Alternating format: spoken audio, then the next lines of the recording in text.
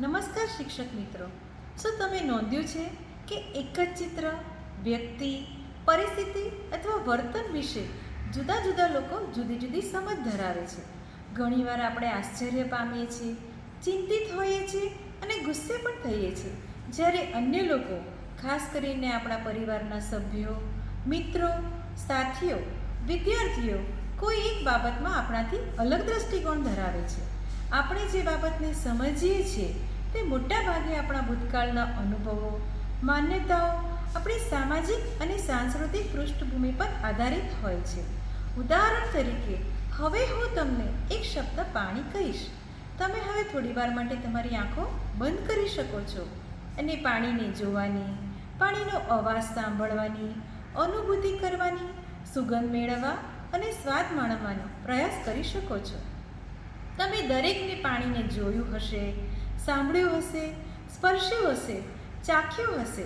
તમારામાંથી કેટલાક લોકોએ પાણીનો પ્રવાહ જોયો હશે, કેટલાક લોકોએ નદી અથવા તળાવ જોયું હશે, કેટલાકને માછલીની ગંધ પણ આવી હશે, જ્યારે તમારામાંથી કેટલાકને પાણીની કટોકટી યાદ આવી હશે. તમે જે અનુભવ્યું તે તમારા ભૂતકાળના અનુભવો પર આધારિત હતું. એક જ શબ્દ અલગ અલગ રીતે અહીંયા સમજાવવામાં આવ્યો. શું આમાં કંઈ ખોટું હતું? ના. હવે ચાલો એક અંક જોઈએ. 6. શ્રુતિ જ્યાંથી તે જોઈ રહી છે તે 6 તરીકે જોઈ રહી છે, જ્યારે કૃણાલ તેને 9 તરીકે જોઈ રહ્યો છે. બંને જ્યાંથી તે અંક જોઈ રહ્યા છે, બંને પોતપોતાના દ્રષ્ટિએ સાચા તો છે જ.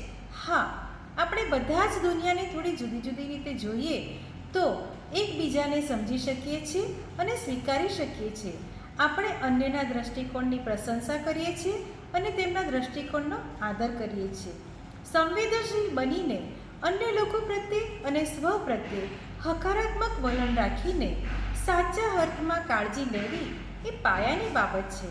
આ આપણને વધુ પરાનુભૂતિપૂર્ણ બનાવે છે અને વાસ્તવિક હૂંફ સાથે અસરકારક રીતે વાતચીત શીખવે છે, અન્ય લોકો માટેની કાળજી બતાવે છે.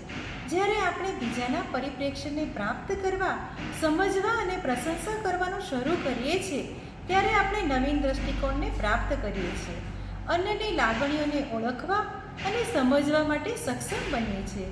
વિવિધ પરિસ્થિતિમાં વ્યવસ્થિત રહી શકવા, પડકારરૂપ સંજોગોનો સામનો કરવા, એકબીજા સાથેની તકરારને અસરકારક રીતે દૂર કરવા માટે સક્ષમ બનીએ છીએ અને આ રીતે એક સ્વસ્થ વાતાવરણ બને છે જ્યાં બધા જ એકબીજાની સુખાકારી માટે મૂલ્ય, સંભાળ, આદર અને કાળજી લેતા હોય.